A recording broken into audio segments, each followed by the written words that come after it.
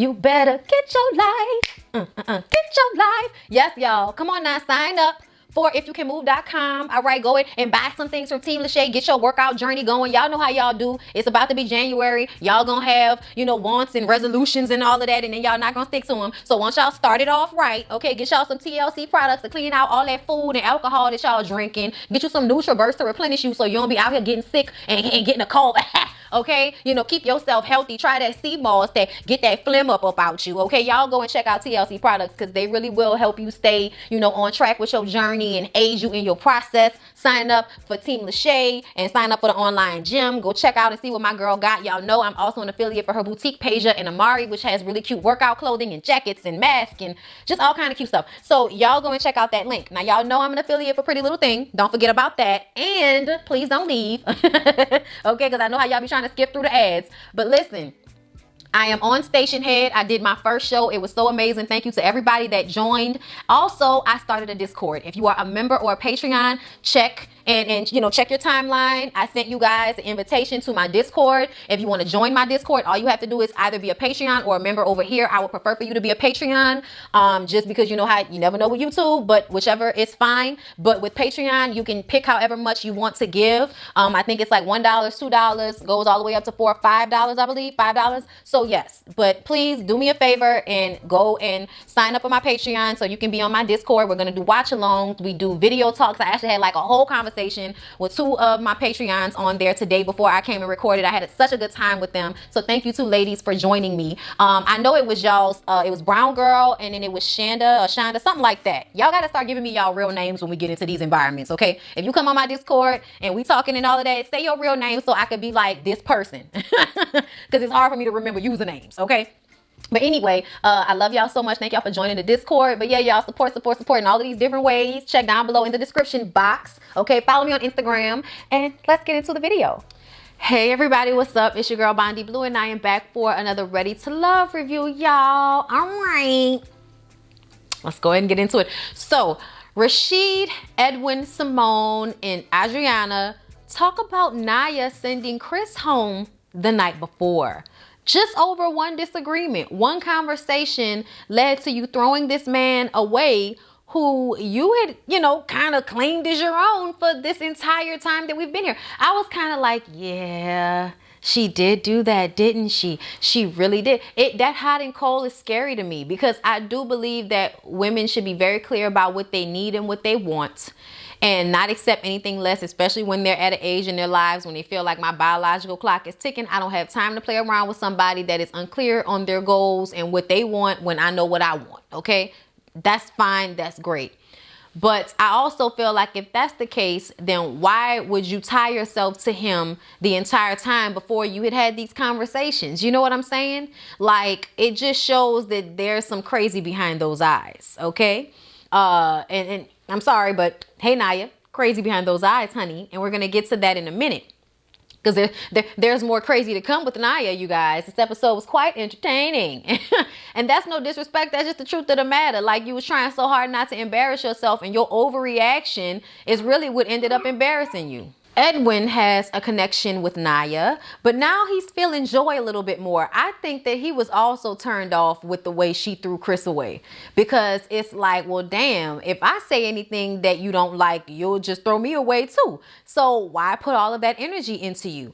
And now he's, kind of looking at Joy. Everybody's looking at Joy though. So Winter and Jay go on a date, and Winter says that she's keeping her options open because she understands that Joy and Jay seem to have a stronger connection. So she doesn't want to put her eggs all in his basket at all. Like, why be second to another woman? If that's who you really have a connection with, then that's fine. But I kind of feel like Winter is having that response to everybody, like, kind of being so cautious about it. I mean, maybe it's just not any good picks for Winter here as far as, she's concerned, which I could understand because she's such a great woman. I really like her energy, and I haven't seen anybody here yet that I feel like really connects with her in that way. So, like, I don't know. She might be there for a while because they all kind of like her, but I don't know if any of them have you know, her as their number one. You know what I'm saying? Whereas everybody else kind of has one girl that they spend more time with than anybody else, that they really are attracted to more than anybody else, you know, or a main two. You know what I'm saying? And it just, I don't know. Is it just me that feels like Winter is kind of skating in between with everybody? So Calfani and Adriana are spending some time together, playing a board game, talking. They're kind of hugged up. So when Denise passes them, she kind of, you know, looks at them and goes, kind of gives them a little attitude, okay? Then she goes inside and continues to make a scene about it. She looked good though, like her outfit was so cute. But she continues to make a scene and show that she's so upset that Calfani is spending time with Adriana, and it's because she feels like Adriana is just trying to get up under her skin. If Rashid is your man, be with Rashid. Why are you all over Calfani? But it's like, Denise, that's the process that we're in. Everybody thinks they like one person more than another person, but they start spending time with somebody, they find they have a connection with them. That's what this process is, Denise. Just like you went on your date last week with Anthony. He was rubbing your feet and all of that. You don't see Calfani all in your face or trying to fight Anthony or having an attitude with anybody whenever you go out on a date. So why are you giving him all of that energy? Stop showcasing your feelings like that. Chill the hell out and let that man come to you if that's what he really wants to do. I don't like Calfani for her. Honestly, I feel like Calfani tries to seem so deep, but it's probably more surface level than he wants to admit. Just saying. When him and Adriana are talking about why he's single, you know, it's everybody else but him. Yeah, I don't believe that.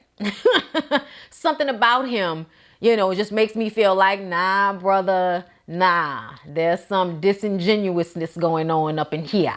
Denise walks back outside and says, you know, y'all messy. Y'all messy. It's cute, but y'all messy, okay? Which makes him feel like he has to go to her room, right? So he goes to Denise's room and she's mad and he doesn't like all the attitude that she's giving him. She says, so I shouldn't show my emotions. He's still trying to figure out, you know, this situation, who he really wants to be with. So he doesn't want her to be doing all of that. Like, I don't really know. She needs to learn how to handle herself in this environment. And really what that means is stop showing him when you're upset. Just take a deep breath, okay? Let it go and go focus on something else.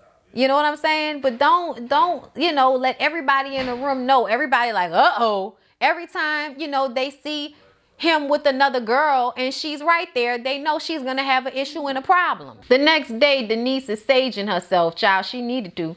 Alex and Brian have a conversation because they haven't been vibing since her friend came and said that he really wasn't it. Okay, he ain't really saying much or nothing. And they sit down and talk, and she lets him know that the reason why she tends to be a tad bit closed off is because she was in an abusive relationship for, like, I think she said 3 years or something like that. And because of that, it's hard for her to trust. He says something incoherent. You know, he's always making up words and shit. And he said something that made her feel like he was dismissing her feelings. And that's when she says, you know, he really doesn't listen. He does a lot of talking, but he doesn't really listen. And so now we know that Alex and Brian are not going to happen. Brian is on his way out the door, basically. Rashid and Simone talk, and she would like to go on a date with him, right? And they actually end up going on this really, really cute date, which we'll get into in a minute. But I thought it was nice that she asked him out on the date, but then allowed for him to, you know, actually orchestrate the date. Okay, cool. Rashid says since Adriana is showing so much interest in Calfani, he has to keep his options open as well. Joy and Edwin have a date where he does tantric yoga with her. Tantric yoga. That was just nasty. I was just like, him and his bracelets are nasty. You know what I'm saying? All this touching and putting body weight on one another. How you know I wanted to put my body weight on you? You know what I'm saying? We talking, and I mean, I want to put my body weight on you. But Joy enjoyed him. She enjoyed the whole little situation, okay? He's fun and romantic, but you still feeling Jay more, huh? Somebody else that, you know, I feel like nobody is really like, oh, I really, really like Edwin. Like, he's my number one. Like, that's not really happening like that. I think that Naya is kind of leeching on to him because of Chris not being the one. So now let me leash on to somebody else who I might have somewhat of a connection with. Calfani, Adriana, Brian, and Winter go on a group date. And Winter is wondering about Alex and Brian. Like, what's going on there? And Kelfani likes everything about Adriana. Okay, she's so sweet, you know, and innocent and all whatever the hell else he said. Nobody cares. Okay. They asked Brian how he feels about Winter, and he says, you know, oh, I like everything about her. I like her vibe and how her thighs save lives. It's just like, oh my God, this nigga is shallow. He's shallow. He's shallow. He is. Like, I was just like, that's what you got, you know what I'm saying? And she played it off, but really that turned her off to him. She wasn't feeling him after that. Joy and Jay have a sit down and they laugh and talk. They really feeling each other. I think that they might be a thing. I really do. Edwin and Naya talk. And he's worried about if she's really connecting. Like, are you really connecting, or are you just looking for somebody to implant a baby in your womb and take care of you? You know what I'm saying? Or are you really trying to connect to somebody? She says that, you know what, he's a provider and that's all she needed to hear, you know, apparently. She didn't say that that's all she needed to hear, but that was the main thing. He's a provider, you know, unlike Chris, he's a provider. You know what I mean? And it's just kind of like, I don't know, like there's nothing wrong with a woman wanting a man to be a provider and taking care of her. If that's important for her, then that's what she should go after. Don't get me wrong. But there is a level to which it seems thirsty, and it seems as if it's not coming from a place of trying to connect with the man as much as it is you trying to connect with certain qualities in him. You know what I'm saying? So in itself, it's surface level, even though you're trying to be woke and deep. You know, just saying, Naya. What's up with that? Rashid and Simone go on their date. He puts this nice little picnic together in the back of an old school truck, which I thought was so adorably cute. Rashid talks about how when he was younger, he had a reading disability, so they put him in special education, and that was difficult for him. You could tell he was one of those dudes that was in special ed. He just got a vibe about him, you know. They hurt behind it, you know. They mad, they a little hurt behind it. He had a reading disability. He ain't slow. He just couldn't read that well. He probably dyslexic or something. Y'all know them schools didn't know what to do with these kids back in the day. Boy, Phil was probably hurt when she called him, you know, like arrogant. She's like, bitch, I was in a slow class. Right, I worked hard for this shit. You don't know nothing about me. Right. But I also feel like what she probably picking up on is him feeling a way. You know how people have resentment about things deep down inside their whole life, and it kind of showcases in the way they go about things. Like him bringing that up made me know that there's something back there that still pushes him today. There's something back there that is still, you know, a reason why he would react a certain way today. All right. But anyway, he was the first in his family to graduate from college with honors. And, you know, he's just really done well for himself. And I feel like that's good for him. You know what I'm saying? It kind of made me like Rashid a little bit more. He tells Simone that he liked that, you know, she asked him out, but then she let him take over as a man. And, you know, they discuss, you know, if they want to have kids and, you know, just what they would like out of a partner. And they have a really good time. Their body language was good. Their legs were like, you know, touching and towards one another. It was just really cute. And Simone was really girly and soft in a way that I know she wants to be and often feels that she can't be. So if she were allowed to be that, you know, with a man, I think that would be so great for her. So they were cute. Their little situation was really cute. Rashid says that she's giving Adriana a run for her money. I'm like, hell, she should be. Then everybody goes to dinner and starts freestyling and rapping at the table. And I was like, I probably would have had a good time with this group. Type of stuff we do. Adriana was turned on by the fact that Kelfani could, you know, spit a little 8-ball right quick. All right. It wasn't even that deep. And she was turned on. I was like, child, if you don't calm your ass down, like it's a young acting ass little girl. So they make out for a little minute. Okay. They hit a corner and make out for a bit. Winter and Anthony spend some time together. They vibe and have a really good conversation. We'll see if that goes anywhere. Rashid and Alex spend some time together as well. She says that they also had a good time together. So everybody's just enjoying each other's company right now.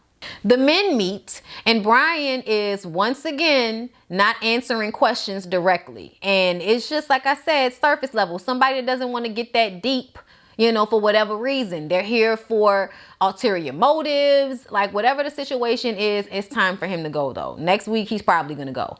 Rashid says that he talks to Alex and she expressed how her dad stepped up when her mom got in this car accident and kind of needed around, the clock care. And he really, stepped up and was a father to her and did whatever he had to do.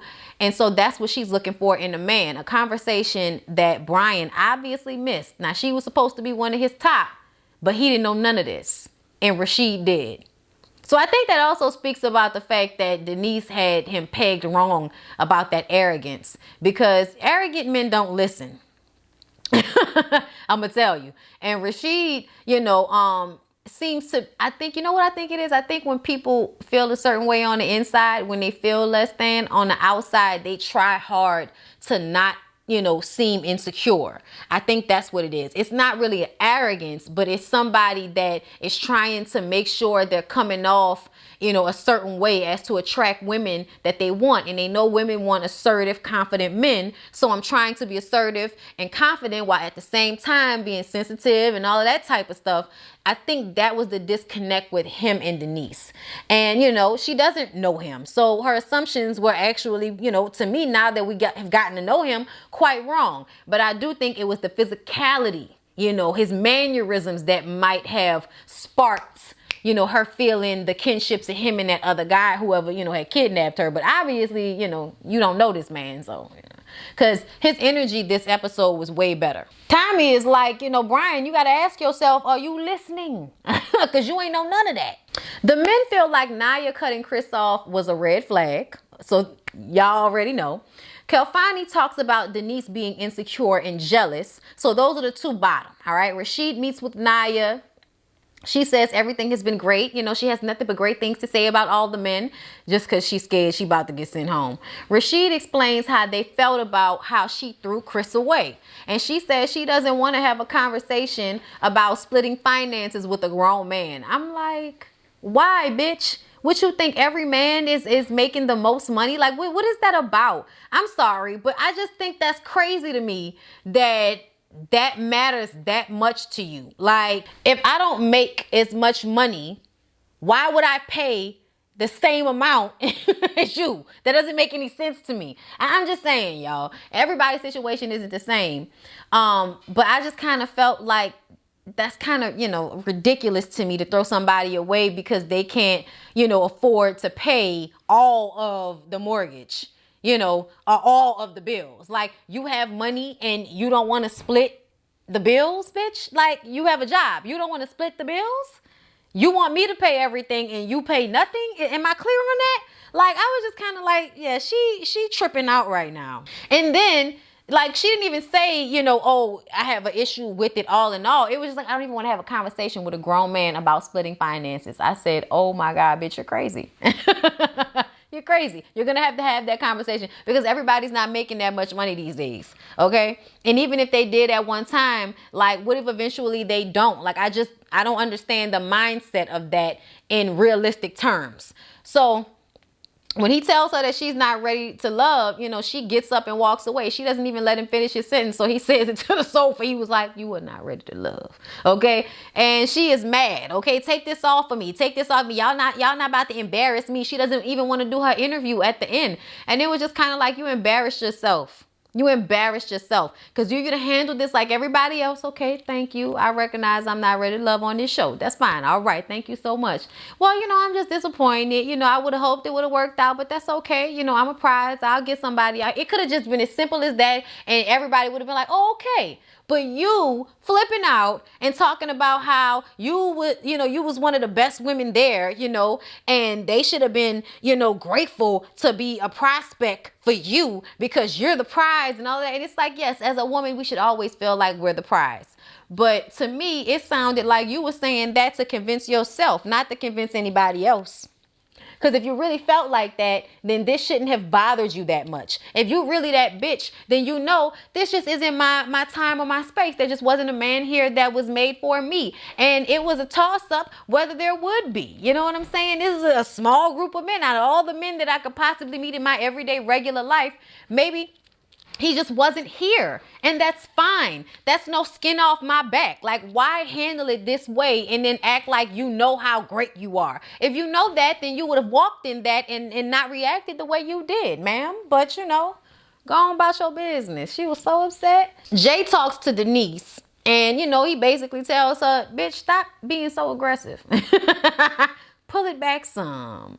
Pull it back a little bit. That's basically what he was saying to her. And she says, I need to pull it back a little bit. Yeah, okay, I will. And she just let it be that. She, I think, knows how to play her position once they put her in a corner. You know, she been in the bottom 2 for the past 2 weeks. And it seemed like, you know, every time she, you know, all right, okay.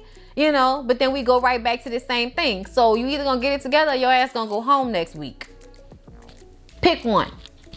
But yeah, y'all, Ready to Love is quite entertaining, don't you think? I think so. Please don't forget to like, comment, and subscribe to my channel if you have not already. I love y'all. I'll see y'all in the next one. Mwah.